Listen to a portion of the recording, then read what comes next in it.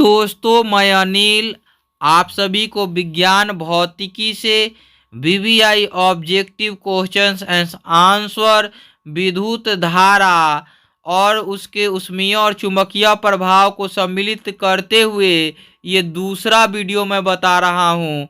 पहले वीडियो में हमने 30 तक कराए हैं, अब 30 से आगे 60 तक 62 तक जितने तक जाएं मैं ले जाऊंगा, है ना। तो आइए देखते हैं। 31वां नंबर प्रश्न है, एक मीटर के ऊपर 0 तथा 2 एम्पियर अंकों के बीच 20 विभाग हैं।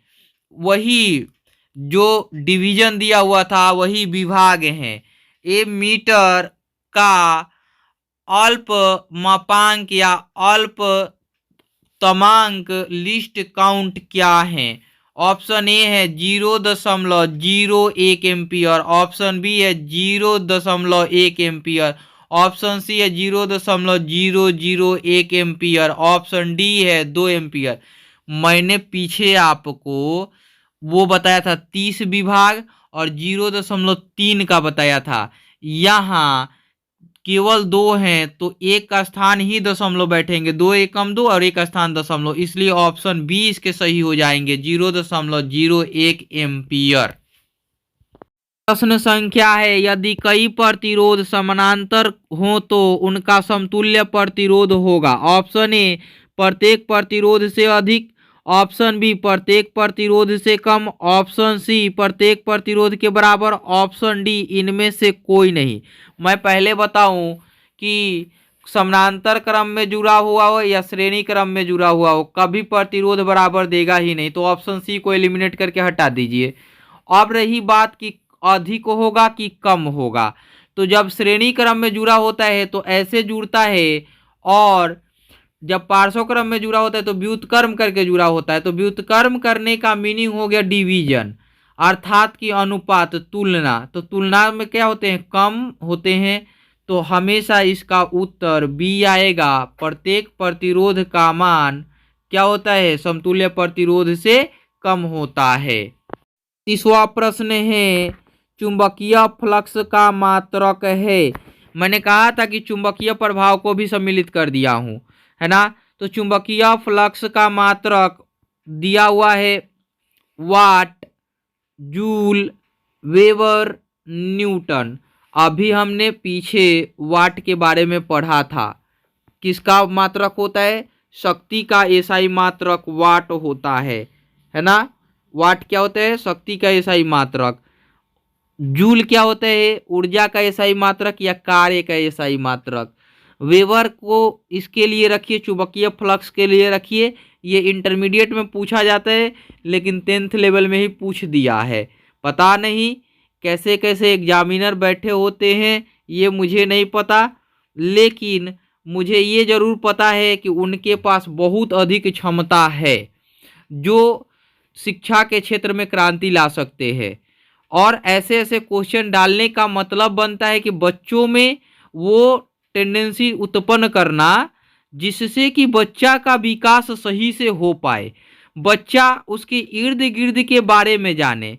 चुंबकीय फ्लक्स क्या होता है, चुंबकीय क्षेत्र रेखाएं, है ना। तो चुंबकीय क्षेत्र रेखाएं की ये सही मात्रक पूछा था, यही वेबर होता है। न्यूटन जो होता है बल का ये सही मात्रक होता है। तो ऑप्शन सी इसके सही हो जाएंगे। अगली प्रश्न संख्या 34 है, विद्युत लैंप के तंतु से 0.4 एम्पियर की धारा प्रवाहित हो रही है। अगर लैंप 3 घंटे तक प्रकाश देता है तो प्रवाहित आवेश हैं, इसमें पहले पढ़िए, ये कूलम्ब में दिया हुआ है और ये 3 तरह से दिए हुए हैं। एक दिया हुआ 1.6 × 10 के पावर 19 कूलम्ब, एक दिया 1.6 × 10 के पावर 18 कूलम्ब, और एक दिया 4320 कूलम्ब। आप इसको कैलकुलेट करेंगे तो Q बराबर IT से कैलकुलेट कीजिए, तो 3 घंटा, 3 घंटा को सेकंड में बदलिए, है ना। एम्पियर सेकंड जो होता है वो कूलम्ब के बराबर होता है। तो सेकंड में बदलने के लिए 60 × 60 यानी 3600 तो ऐसे हो जाएंगे, और 3 चौके 12, 1.2 से गुणा हो जाएंगे, यानी 36 × 72 का 2 जीरो तो होंगे ही होंगे, वो अभी छोड़ दीजिए। 36 दूना 72 का दो, दो किस में दिख रहा है? ऑप्शन ए में दिख रहा है, तो ऑप्शन ए इसको सही कर लीजिए।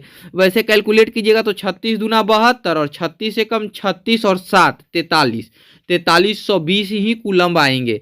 ऐसा नहीं है कि दूसरा कोई आएगा। अगली प्रश्न संख्या 35 है। किसी प्रतिरोधक में क्षयित अथवा उपभुक्त ऊर्जा व्यक्त किया जाता है। ऑप्शन ए है W बराबर VI, ऑप्शन बी है W बराबर VIT, ऑप्शन सी है W बराबर VT। देखिए इसमें देखिए उपभुक्त ऊर्जा यानी शक्ति को निरूपित करता है, कितना शक्ति खर्च हुआ। तो ये डायरेक्ट आप W बराबर VI नहीं मारेंगे। शक्ति का एसआई मात्रक तो एसआई यूनिट जो निकालते हैं उसमें VI के अकॉर्डिंग निकाल देते हैं, लेकिन यहाँ क्या कर रहा है कि पूरा प्रकरण में जो खर्च हुआ है तो VI तो रहेगा शक्ति, लेकिन कितना समय खर्च हुआ वो भी तो देखना है ना। समय तो लगेगा ही ऊर्जा खर्च होने में, तो उसका समय भी गुणनफल होगा ना।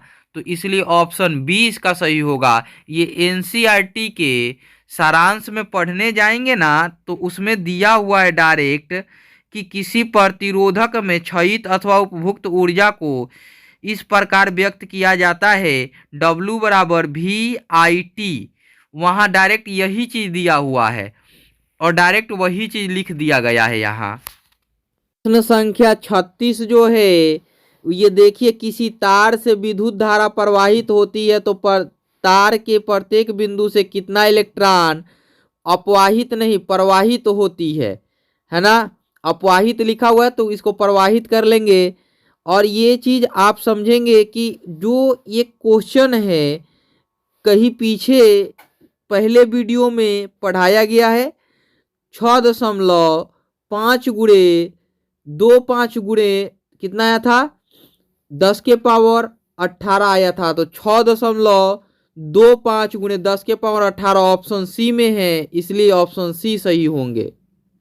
30 नंबर प्रश्न है। किसी विद्युत परिपथ में परिपथ के प्रतिरोध को परिवर्तित करने के लिए किस युक्ति का उपयोग किया जाता है? ऑप्शन है धारा नियंत्रक, ऑप्शन बी है परिवर्तित प्रतिरोध, ऑप्शन सी है ए एवं बी दोनों, ऑप्शन डी इनमें से कोई नहीं।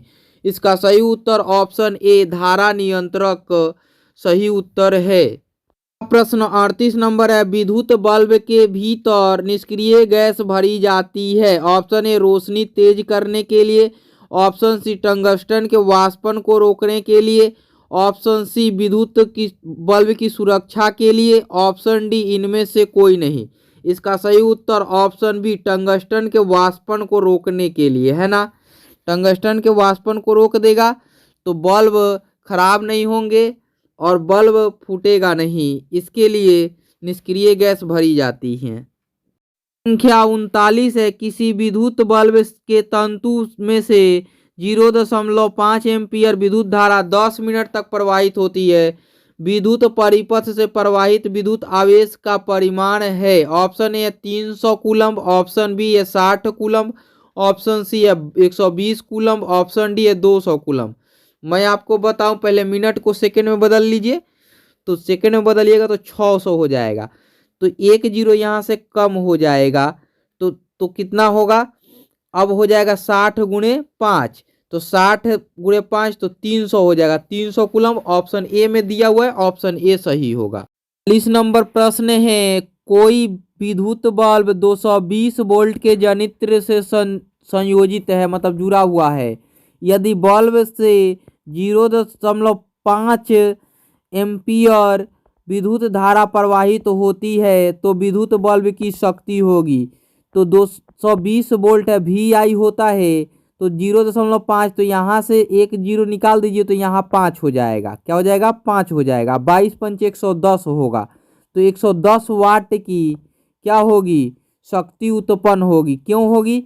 0.5 एम्पियर है ना, 0.5 एम्पियर है, 220 वोल्ट है, इसलिए 110 वाट होगा। संख्या 41 है। विद्युत प्रवाहित कर किसी धातु की वस्तु पर अन्य किसी वांछित धातु की परत निक्षेपित करने यानी चढ़ाने करने के प्रक्रम को कहते हैं विद्युत लेपन कहेंगे जी। ऑप्शन ए सही कीजिए, बाकी छोड़ दीजिए। विद्युत अपघटन मतलब कि उसको अलग अलग करना, और ये भी दोनों होगा ही नहीं, ऑप्शन ए सही होगा। संख्या 42 है, किसी विद्युत परिपथ में परिपथ के प्रतिरोध को परिवर्तित करने के लिए किस युक्ति का उपयोग किया जाता है। शायद ये दूसरी बार प्रश्न आ गया ना, है ना। तो इसका ऑप्शन ए सही कर लीजिए, धारा नियंत्रक को। प्रश्न संख्या 43 है, अगर तीन चालक R1, R2 और R3 श्रेणी क्रम में संयोजित हैं तो उसका समतुल्य प्रतिरोध RS होगा। तो RS बराबर R1, R2 और R3 तीनों ऐड हो जाएगा। R बराबर ऑप्शन ए सही है इसका, है ना। संख्या 44 है, धातुओं तथा मिश्र धातुओं की प्रतिरोधकता कम होती है जिसका परिसर है। ऑप्शन ए है 10 के पावर -8 ओम मीटर से 10 के पावर -6 ओम मीटर। ऑप्शन बी है 10 के पावर -2 ओम मीटर से 10 के पावर -3 ओम मीटर। ऑप्शन सी है 10 के पावर 8 ओम मीटर से 10 के पावर 6 ओम मीटर। ऑप्शन डी है 10 के पावर 4 ओम मीटर से 10 के पावर 10 ओम मीटर। इसका ये एक चीज तो आप ध्यान रखेंगे, धातुओं और मिश्र धातु दोनों की, मतलब पहले धातु की लिखी गई होगी, फिर मिश्र धातु की लिखी गई होगी, और प्रतिरोधकता लिखी गई है ना। क्या लिखी गई है? प्रतिरोधकता लिखी गई है। तो प्रतिरोधकता ज्ञात करेंगे तो क्या होगा इसमें, कम और अधिक। पहले तो कम होगा, तो कम कौन होगा? जो ज्यादा डेसिमल स्थान में दिया होगा वो कम होगा, जो कम डेसिमल स्थान में दिया होगा वो ज्यादा होगा। तो पहले तो बी ऑप्शन और सी ऑप्शन, ये बी और सी को देखिए, एक पॉजिटिव दिया हुआ है, ऐसा तो प्रतिरोध होगा नहीं। मतलब क्या, करोड़ नहीं, 10 करोड़ नहीं, अरब में दिया हुआ है ना। शायद 10 करोड़ में दिया हुआ है और एक वो दिया हुआ है, तो ये तो होगा नहीं, और पॉजिटिव वाले होंगे नहीं। तो पहले सी और डी एलिमिनेट कर लीजिए। और पहले ये इसमें क्या दिया, धातु की प्रतिरोधकता इतनी मतलब ज़्यादा थोड़ी ना होगी मिश्र धातु से, ये भी एलिमिनेट कर लीजिए। तो ऑप्शन ए बच गए, ऑप्शन ए बच गए, इसलिए इसका सही उत्तर ऑप्शन ए हो जाएगा। संख्या 45 है, अगर बैटरी से केवल प्रतिरोधकों के समूह ही संयोजित हैं तो स्रोत की ऊर्जा निरंतर पूर्ण रूप से किस ऊर्जा में परिवर्तित होगा। ऑप्शन ए है प्रकाश ऊर्जा, ऑप्शन बी है तापीय ऊर्जा, ऑप्शन सी है यांत्रिक ऊर्जा, ऑप्शन डी है गतिज ऊर्जा। तो आपको इसको सही से एनालाइज करेंगे तो धारा का विरोध होगा, प्रतिरोधकों में विरोध होगा, तो क्या होगा, उष्मा उत्पन्न होगा कि ताप उत्पन्न होगा। तो उष्मा उत्पन्न होगा तो ताप उत्पन्न होगा, ताप बढ़ेगी तो वो गर्म होगा, अर्थात कि तापीय ऊर्जा हो जाएगी, है ना। किस ऊर्जा में? तापीय ऊर्जा में। सही उत्तर ऑप्शन बी हो जाएगा। प्रश्न संख्या 46 है, एक विद्युत बल्ब पर रेटिंग अर्थात कि मानक मापांक जो दिया हुआ है वो दिया 220 वोल्ट 100 वाट। इसके फिलामेंट तंतु का प्रतिरोध होगा, तंतु का प्रतिरोध पूछा हुआ है। तो पहले तो ये देखिए कि ये शक्ति दिया हुआ है इसका 100 वाट, और विभवांतर दिया हुआ है 220 वोल्ट। इसमें क्या निकालना, प्रतिरोध आर निकालने के लिए कर रहा है। तो आर बराबर क्या निकलेगा, वी स्क्वायर अपन में आर निकलेगा। तो वी स्क्वायर तो 220 गुणा 220 करेंगे, बटा में 100 करेंगे। क्यों 100 करेंगे? क्योंकि ये आर निकालना है, आर उधर चला जाएगा और पी नीचे आ जाएगा, है ना। तो पी नीचे आएगा तो 2 जीरो से 2 जीरो खत्म, 22 का गुणा करेंगे 484 ओम हो जाएगा। ऑप्शन सी सही हो जाएगा। प्रश्न संख्या 47 है, विद्युत धारा उत्पन्न करने की युक्ति को कहते हैं जनित्र, है ना। जनित्र एक विद्युतीय यंत्र है जो विद्युत धारा उत्पन्न करता है। प्रश्न संख्या 48 है, किसी विद्युत परिपथ में इकाई धनावेश को एक बिंदु से दूसरे बिंदु तक ले जाने में किए कार्य को मापा जाता है। उन दो बिंदुओं के बीच की धारा या के विभवांतर से के प्रतिरोध से इनमें से कोई नहीं। करे किसी विद्युत परिपथ में इकाई धनावेश को एक बिंदु से दूसरे बिंदु तक ले जाने में किया गया कार्य क्या मापता है? विभवांतर को मापता है। ऑप्शन बी सही होगा। संख्या 49 है, विद्युत धारा की चाल प्रकाश की चाल में क्या संबंध है ना? ऑप्शन ए दोनों की चाल समान है। ऑप्शन बी विद्युत धारा की चाल प्रकाश की चाल से अधिक है। ऑप्शन सी प्रकाश की चाल विद्युत धारा की चाल से अधिक है। ऑप्शन डी सभी कथन सत्य हैं। ऑप्शन सी इसका सही होगा, प्रकाश की चाल विद्युत धारा की चाल से अधिक है। संख्या 50 है, विद्युत बल्ब का फिलामेंट होता है। ऑप्शन ए टंगस्टन का, ऑप्शन बी तांबा का, ऑप्शन सी प्लेटिनम का, ऑप्शन डी इनमें से कोई नहीं। सही उत्तर ऑप्शन ए टंगस्टन का है ना। विद्युत बल्ब का फिलामेंट किसका बना होता है? टंगस्टन का बना होता है। कौना प्रश्न है, विद्युत चुंबक बनाने के लिए उपयुक्त पदार्थ नरम लोहा, बी इस्पात, ऑप्शन सी निकल, ऑप्शन डी इनमें से कोई नहीं। इसका सही उत्तर ऑप्शन ए नरम लोहा होगा। नरम लोहा को चुंबक बनाया जाता है ना। संख्या 51 के बाद 52वां देखिए, विद्युत धारा के तापीय प्रभाव का उपयोग किसमें नहीं होता है? किसमें नहीं होता है तापीय प्रभाव का, है ना? तो पहला है विद्युत हीटर, इसमें तापीय प्रभाव होता है। विद्युत इस्त्री इसमें भी होता है। विद्युत बल्ब इसमें भी होता है। विद्युत पंखा इसमें तापीय प्रभाव नहीं होता है। इसमें विद्युत धारा गतिज ऊर्जा में बदल जाती है ना, गतिज ऊर्जा में बदलती है, मोशन हो जाता है ना।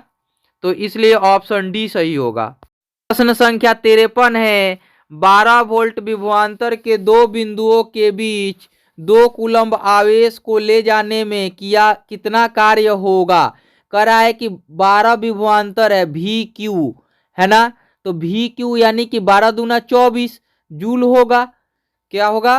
वी क्यू यानी 12 दूना 24 जूल। ऑप्शन ए सही हो जाएगा। अगली प्रश्न संख्या है 53, 6 वोल्ट बैटरी से गुजरने वाले हर एक कूलम्ब आवेश को कितनी ऊर्जा दी जा सकती है?